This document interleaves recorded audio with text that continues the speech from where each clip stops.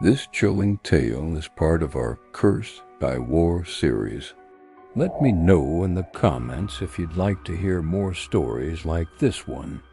Also, don't forget to hit subscribe so you won't miss any new series or special episodes. Thanks for watching. Now let's begin. In the winter of 1944, snow blanketed the war-torn landscape of Eastern Europe, muffling the cries of men and the rumble of tanks. Deep in the snow-choked forests, cut off from the main battle, a small German unit trudged through knee-deep snow, seeking only the meager comfort of a warm fire and a full belly. As they rounded a bend in the tree line, they found what they thought was an abandoned village. Huts lay broken and burned, sending wisps of smoke curling up into the gray sky. No sign of life or death disturbed the frozen pond at the village center. Snow muffled their footsteps as they searched the deserted homes, finding nothing but overturned furniture and tables strewn with shattered dishes. All was silent until Corporal Franz Kroll shifted a loose floorboard. It creaked ominously, echoing through the empty room. Something wasn't right here, he thought, unease tightening his gut. Then they saw it, claw marks gouged into the wood of a collapsed hut, and near the door, a set of boot prints stamped into the mud. A chill snaked down Franz's spine. These were fresh. Someone or something had been here recently, and as they followed the blood-spattered tracks deeper into the woods, the men found more disturbing evidence, frozen trails of blood leading into the dark, silent trees. The villagers were gone, taken by whatever had made these marks. Had they stumbled upon an enemy, Russian? Partisan, Franz wondered, gripping his rifle tighter. Or something far worse, something the peasants whispered about around dying fires, the Kriegwolf, the Warwolf. For weeks, rumors had circulated among the troops of a monstrous wolf-like creature stalking the war-torn countryside, preying on the sick, the wounded, and the dead, carrying off entire villages in a single night. But Franz dismissed such tales as peasant lies meant to scare children.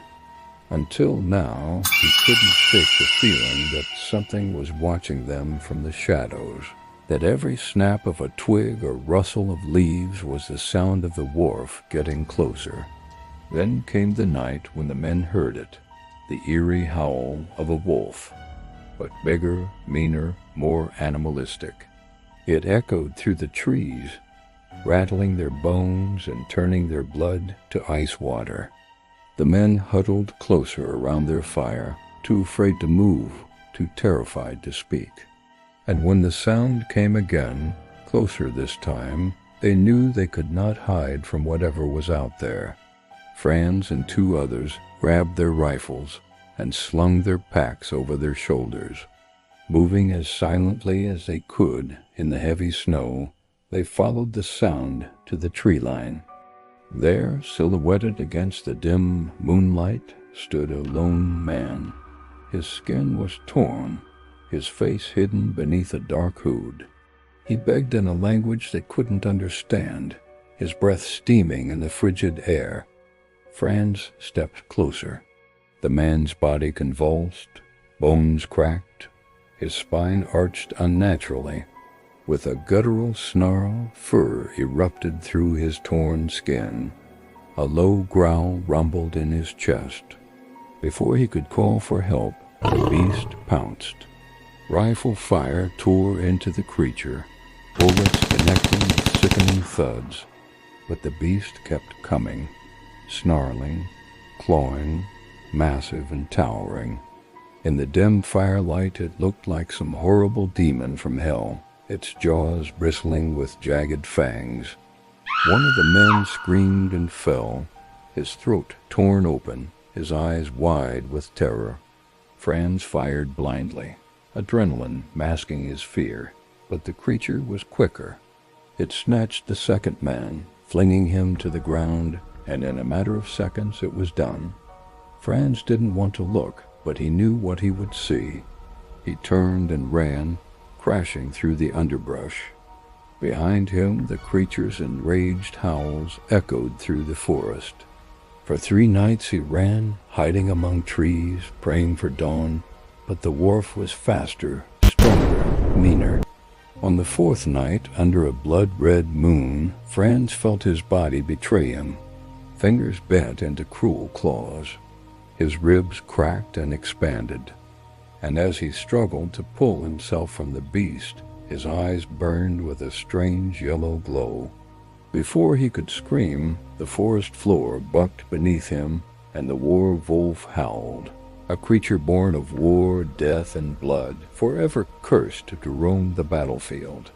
The Warwolf legend did not die with that war. Soldiers spoke of whole battalions torn apart by something that bullets could not kill, something the Russians called the Valada, the blood devourer.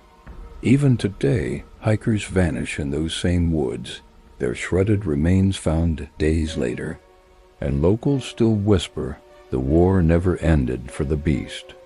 It only waits, ever hungry for the next battle, the next blood, the next war. Let me know in the comments. Have you ever heard of the Warwolf? What do you think of this terrifying tale? And if you liked this story, please give it a thumbs up. I really appreciate that. And thanks for watching. See you next time.